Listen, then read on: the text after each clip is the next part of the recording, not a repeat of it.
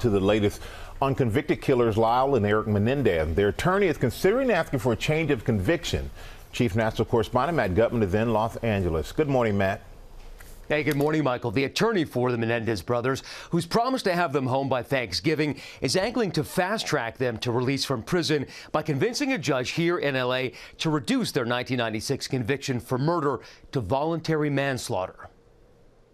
This morning, that new effort by the attorney for the Menendez brothers to expedite their release. Mark Geragos saying he may try to get their conviction for murder reduced to voluntary manslaughter. I think they're cautiously optimistic that they can see some real relief at this point. Their family also hopeful. They have served a penance, and now it's time for them to come home. Last week, the L.A. District Attorney with that recommendation for resentencing after new evidence prompted him to re-examine the case, but seeming to stand by the brothers' conviction for murder.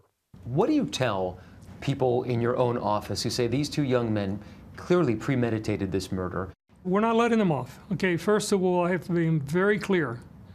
Those were brutal murders.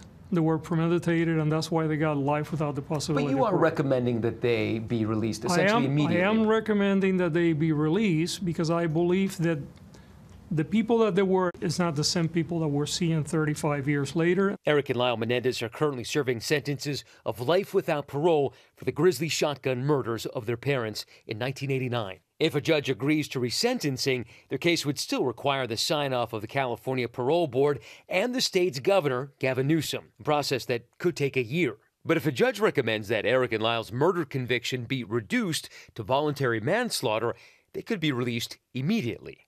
Both paths could lead to freedom for the Menendez brothers.